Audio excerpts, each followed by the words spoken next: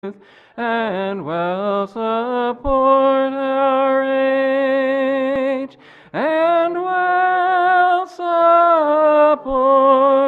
our age.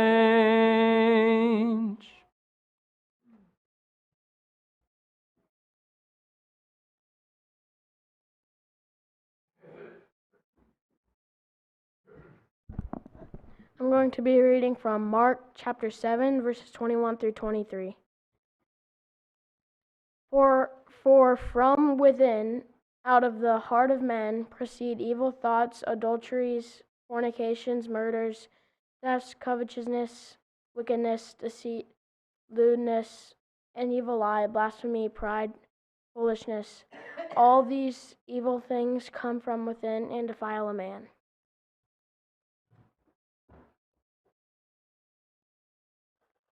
Well, based upon that verse, which we looked at this morning in Matthew's account, we see that it's important to control what is in our hearts, what is in our mind. And we see there the great slide that the men in the back put together. Appreciate that so much. The lesson of the week did point to the age of computers when folks were transitioning their language and their reference to certain things that we have to operate throughout the day to that of computers. The common phrase became coined, garbage in and garbage out, and that was referred to in the lessons over the week. And you see the importance of it laid out there in Mark's account as well as Matthew's that we referred to, like I mentioned this morning. And that's what we're going to study this afternoon, is self-control from the perspective of what it is we put within our mind, what it is we allow our hearts, our minds to dwell upon, to be exposed to, and from that perspective, what kind of environment we allow ourselves to be around and be within. And we're going to see the emphasis throughout Scripture, the need to be protective of these matters, to guard our hearts, as the Proverbs writer states, so that we can make sure that we are keeping our minds pure and focused on what it is we need to be doing and where it is ultimately we're going. Again, I want you to think about that illustration from this morning. Walking a tightrope. If you were walking a tightrope between two skyscrapers and you're several hundred feet or even several thousand feet in the air, you would be mindful of the fact that one misstep and you're plunging toward your death. You would be fixated on being as controlled as possible, staying on course, walking that line. And we referenced, of course, Matthew chapter 7, verses 13 and 14, the fact that the way to life, it's difficult. The gate is narrow. And likewise, we looked at Proverbs chapter 4 and verse 27. Do not turn to the right or the left. Remove your foot from evil. And so you think about being controlled as you're walking on a tightrope between two skyscrapers, making sure every step is perfect, making sure you're as controlled as possible, not turning to the right or leaning to the right, turning to the left, leaning to the left. Likewise, so is our soul. And so with that in view, what is it that we're going to allow into our minds? What kind of environments are we going to allow ourselves to be surrounded by, so that we can make sure we're keeping our minds pure, so that we can stay focused, so that we can stay control. We can control our inputs pretty effectively. Now, not completely and entirely all the time, but just about as much as possible, we're able to control most of what we are surrounded by and what we allow to continually drop into our minds and into our lives. And so let's begin by looking at some inputs. How is it that you can have data, you can have information, you can have stimuli input into your mind or into your heart? Well, there's several different ways, but there's three primary senses that we could contemplate or think about. Three primary outlets or channels. You think about that song that the young people sing sometimes. Be careful, little ears, what you hear. Be careful, little eyes, what you see. Be careful, little mind, what you think. So let's begin with the ears. Be careful, little ears, what you hear. What is it that you are allowing your ears to hear? If you're allowing your ears to hear that, which is defined as filthy language, then guess what? You're going to be more likely, more apt to use filthy language. You know, if you're listening to music that's filled with filthy language, you're watching YouTube shorts that are filled with filthy language, you're watching other entertainment channels filled with filthy language, hanging around friends who constantly use filthy language, guess what? You're going to be more apt to use filthy language. You think about what the Ephesians writer, the Apostle Paul, writes in Ephesians chapter 4 to verse 29, "Let no corrupt word proceed out of your mouth, but what is good for necessary edification, that it may impart grace to the hearers." And we likewise see in the book of Colossians the need to avoid the use of filthy language. And so be careful, little ears, what you hear. Are you making sure that what you're hearing is not filthy, is not corrupt? Notice likewise, as it relates to hearing those things that are beneficial to our hearts and beneficial to our minds. Think about what the Proverbs writer writes in Proverbs 13 and verse 1. "A wise son heeds his father's instruction, but a scoffer does not listen to rebuke." A wise son is going to be paying attention to the instruction of his father. But one, that is a scoffer, he's not going to hear any type of correction or rebuke. Notice also Proverbs 17 and verse 10. Proverbs 17 and verse 10, "Rebuke is more effective for a wise man than 100 blows on a fool." The thought here is, if someone is wise, he is willing to listen to rebuke. He's willing to pay attention to correction and those who are trying to influence him into a more righteous way of life. But one that is a fool, one that is not paying attention, not interested in doing what is right, then guess what? Even 100 blows is not going to be effective for that individual. Notice also Proverbs chapter 12 and verse 1. Proverbs 12 and verse 1, "Whoever loves instruction loves knowledge, but he who hates correction is," the New King James uses the word stupid. It's foolish. If you're not willing to be corrected, you're a fool. Do you receive correction? Do you receive instruction? Do you receive knowledge that maybe requires you to do things differently or admit that you're wrong? Hey, guess what? That may not be fun, but a wise person is going to accept that. We tell our children and try to get across, hey, truth is truth. It doesn't matter who it comes from. It doesn't matter what you're doing. Truth is truth. You either accept it and start doing it, or you get upset that it's been brought to you, but guess what? It's still truth. And so if you reject it, it's foolish to reject it. It is unwise. And so you see there the need to hear those things that are going to be beneficial for us, and to make sure that we avoid those things that are not going to be beneficial. Let's also notice the importance of what it is that we see. What it is that we see. And so let's look here at Job chapter 31. Job chapter 31. And notice there what is said in verse 1. Job 31 and verse 1. "I have made a covenant with my eyes. Why then should I look upon a young woman?" The idea there is the eyes are going to be locked. The eyes are going to be fixated on those things which are holy, which are right. And when that which is lustful comes about, no, that covenant has already been made. The eyes are not going to wander. It's a problem when the eyes begin to wander. And so you think about, for example, the account that we find in 2 Samuel chapter 11 with King David, as he is up on his rooftop, and all of a sudden David is looking about. He's not at battle. He's not at war with the rest of his men. He's not really doing that which would be characteristic of good leadership, but he's staying home where it's safe and sound. And one evening, he's arising from his bed. He's walking on the roof, verse 2 of 2 Samuel 11.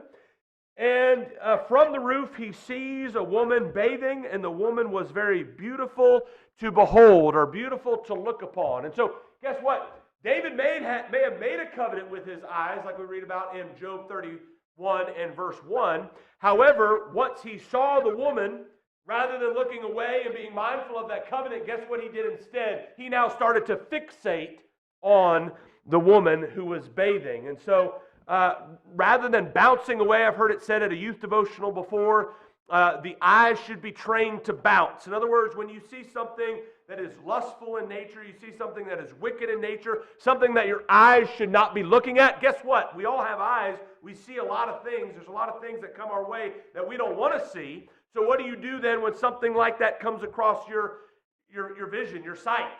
You bounce away, look somewhere else, click off, zoom out, get out of the app, whatever it may be, to just avoid that situation. And so what inputs are we allowing as it relates to what it is that we hear, as it relates to what it is that we see? But what about what it is we think?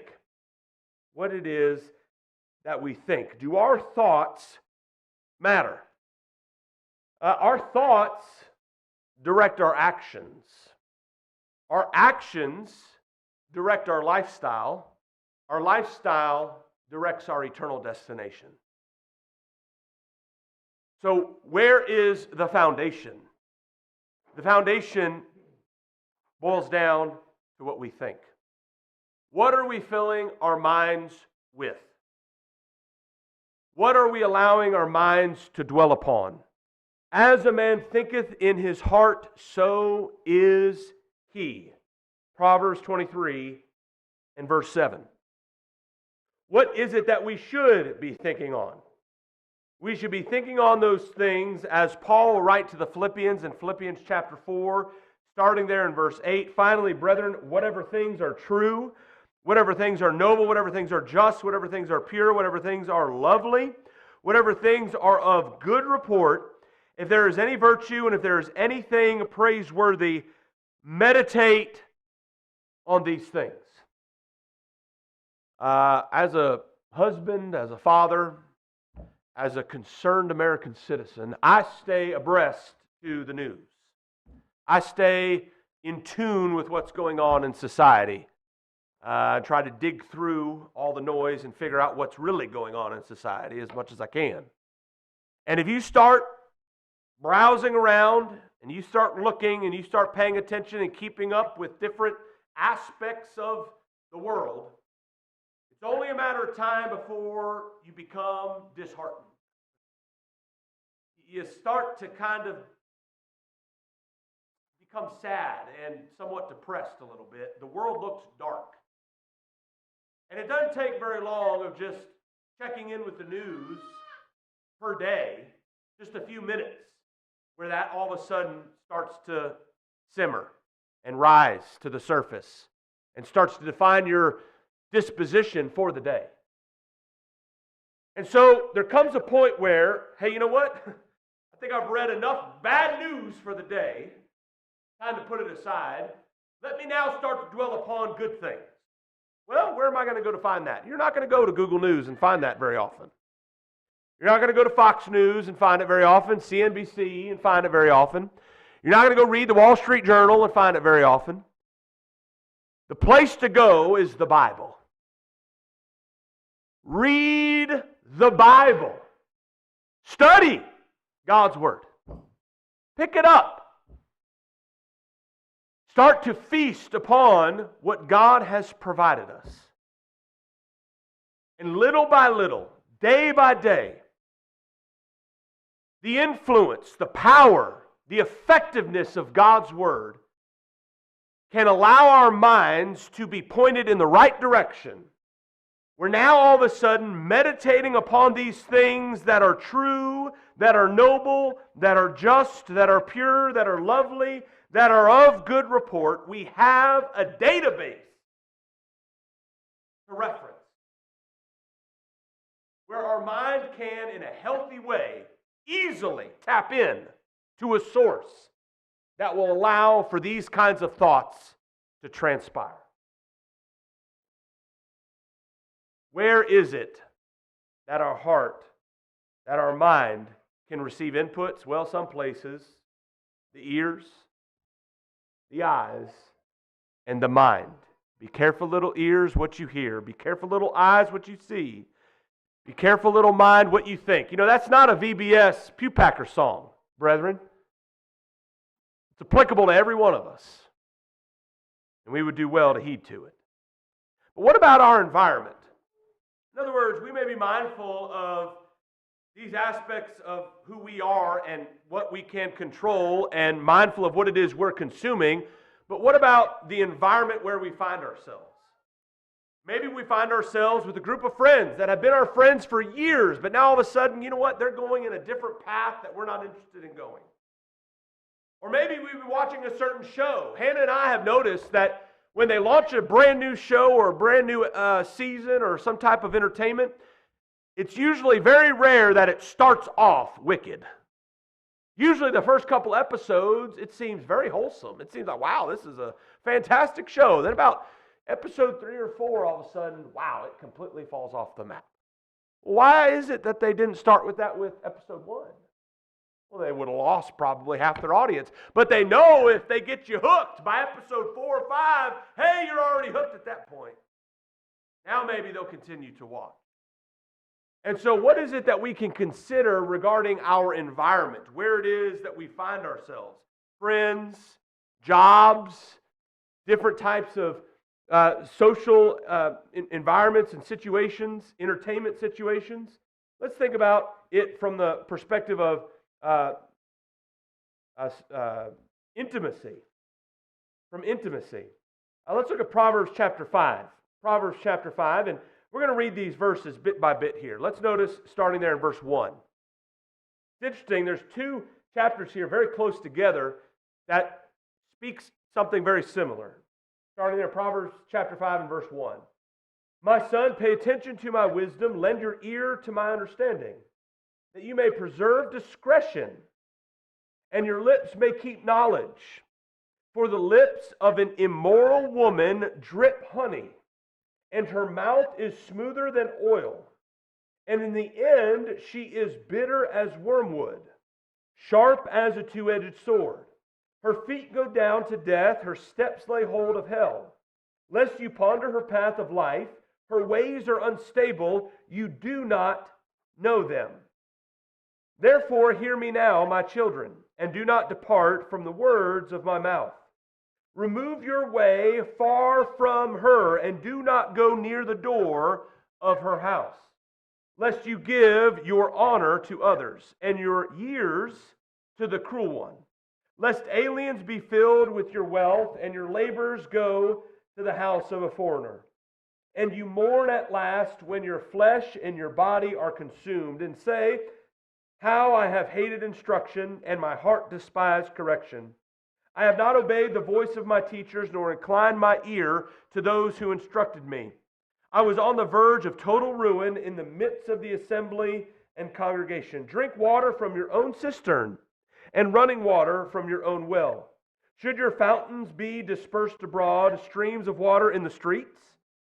Let them be only your own, and not for strangers with you. Let your fountain be blessed, and rejoice with the wife of your youth. As a loving deer and a graceful doe, let her breast satisfy you at all times, and always be enraptured with her love. For why should you, my son, be enraptured by an immoral woman, and be embraced in the arms of a seductress?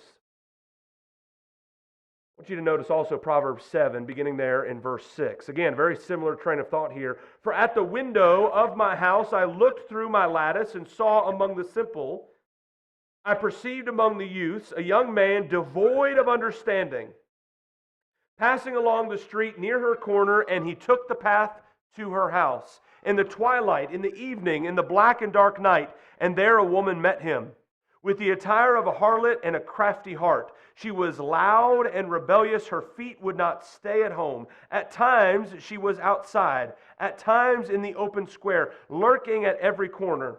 So she caught him and kissed him with an impudent face. She said to him, I have peace offerings with me. Today I have paid my vows, so I came out to meet you, diligently to seek your face, and I have found you. I have spread my bed with tapestry, colored coverings of Egyptian linen. I have perfumed my bed with myrrh, aloes, and cinnamon. Come, let us take our fill of love until morning. Let us delight ourselves with love. For my husband is not at home. He has gone on a long journey. He has taken a bag of money with him and will come home on the appointed day. With her enticing speech, she caused him to yield. With her flattering lips, she seduced him. Immediately he went after her as an ox goes to the slaughter, or as a fool to the correction of the stocks, till an arrow struck his liver, as a bird hastens to the snare. He did not know it would cost his life. Now therefore, listen to me, my children. Pay attention to the words of my mouth. Do not let your heart turn aside to her ways. Do not stray into her paths. For she has cast down many wounded, and all who were slain by her were strong men. Her house is the way to hell, descending to the chambers of death. These individuals in these two chapters are not in the paths they ought to be in. They're in the wrong place. They're paying attention to the wrong things. Their environment, they are allowing it to be that which is filled with wickedness and unrighteousness. What is the right path as it relates to intimacy? We find it in Hebrews chapter 13 and verse 4. Marriage is honorable among all, and the bed undefiled. But fornicators and adulterers God will judge. We can consider our environment as it relates to intimacy. We can consider our environment as it relates to friendships, as it relates to our peers, as it relates to those that we are growing close to. I want you to notice several verses that we find as it relates to the dangers of relationships and friendships that can cause us to err. Notice, for example, Proverbs chapter 13 and in verse 20, he who walks with wise men will be wise, but the companion of fools will be destroyed. If you want to know what you will look like, what your life will be like in 5 or 10 years from now, contemplate your companions. Whoever your companions are, whoever it is that you are close to, whoever it is that you associate with, chances are high that you will end up becoming more and more like them over time. To be wise, you are to walk with wise men. Companion of fools will be destroyed. Notice likewise Proverbs 14 and in verse 7, go from the presence of a foolish man when you do not perceive in him the lips of knowledge. One who is foolish, one who is not living in a way that is knowledgeable. It's time to depart. It's time to go in the opposite direction. Proverbs 22, beginning there in verse 24. Make no friendship with an angry man, and with a furious man do not go, lest you learn his ways and set a snare for your soul. You know, it's interesting there in verse 25, it uses the word snare. In other words, you don't realize at the time that you are actually entrapping yourself, given the fact that you are cozying up with an angry man or a furious man, with one that is not abiding in the will of God. And before you know it, you are now caught up in the snare. Your soul is trapped because you have begun to mimic his lifestyle. Notice also 2 Corinthians chapter 6, the Pew Packers recited this in terms of the summary for the chapter, 2 Corinthians chapter 6. Notice there in verse in verse 14, do not be unequally yoked together with unbelievers, for what fellowship has righteousness with lawlessness, and what communion has light with darkness? We need to be mindful of our yoking, our in-step alignment with those that are not right with God. Do not be unequally yoked. Are we leading them or are they leading us? If we're not influencing them, guess what? They're influencing us. We have to evaluate that and consider that. Notice also as it relates to friendship, Proverbs chapter 1, beginning there in verse 10. Proverbs chapter 1, beginning in verse 10, my son, if sinners entice you, do not consent. If they say, come with us, let us lie in wait to shed blood. Let us lurk secretly for the innocent without cause. Let us swallow them alive like Sheol and whole like those who go down to the pit. We shall find all kinds of precious possessions. We shall fill our houses with spoil. Cast in your lot among us. Let us all have one purse. My son, do not walk in the way with them. Keep your foot from their path. For their feet run to evil, and they make haste to shed blood. Surely in vain the net is spread in the sight of any bird, but they lie in wait for their own blood. They lurk secretly for their own lives. So are the ways of everyone who is greedy for gain. It takes away the life of its owners. This is essentially the same concept of a gang that we find in Proverbs chapter 1, verses 10 through 19, and the need to be mindful as to whether or not your friends are calling you to engage in that which is wicked. Although it may be social, it's something that one should evaluate and consider whether or not they should avoid. And so our environment as it relates to intimacy, our environment as it relates to friendship, and finally our environment as it relates to entertainment. And I want you to consider the severity of the words used in Matthew chapter 5 and verse 29, as well as Matthew 18 and verse 9. Matthew 5 and verse 29, Jesus says, if your right eye causes you to sin, pluck it out and cast it from you, for it is more profitable for you that one of your members perish than for your whole body to be cast into hell. Then notice Matthew chapter 18 and verse 9. And if your eye causes you to sin, pluck it out and cast it from you. It is better for you to enter into life with one eye rather than having two eyes to be cast into hellfire. You know what? If listening to Sirius XM causes you to eventually start browsing around and listening to other channels you ought not to listen to, if the language used here in Matthew 5 verse 29 and Matthew 18 and verse 9 sounds severe, then surely canceling your Sirius XM subscription is not.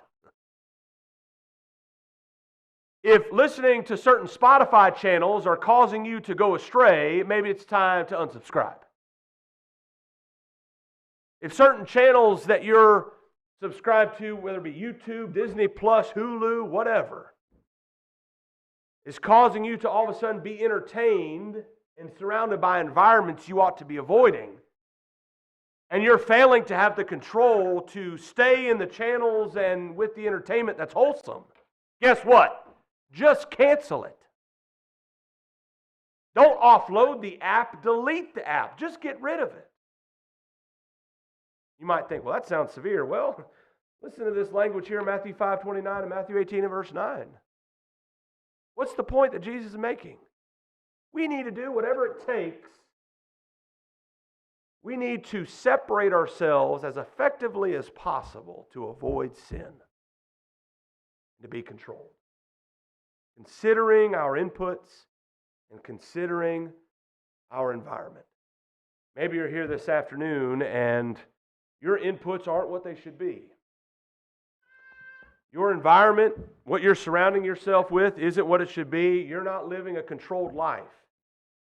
Remember what we read in Acts chapter 24 as Paul is preaching there to Felix, as we studied in our Bible class this morning. He states there, Luke does, in verse 25 regarding what it was that Paul was preaching to Felix. Three things. He's reasoning with him as it relates to righteousness, all the commandments of God are righteousness, Psalm 119, 172. He's reasoning regarding self-control, and he's reasoning regarding judgment. Are you living a life that is controlled under the will of God in view of eternity? If you're not, won't you make the decision to do so this afternoon before it's everlastingly too late? Maybe you're here this afternoon, you're ready to become a Christian, become a child of God by putting on Jesus via baptism, as we read about in Galatians chapter 3, 26 and 27. That is how we put on Jesus Christ. That is how we become a child, by being baptized into Christ, based upon our belief and confession in Him, as you see exemplified in Acts 8, 34 through 39. Have you done that yet this afternoon? Or do you need to be restored? Do you need prayers of the congregation? If you have any spiritual need, won't you come forward? It's all together. We stand.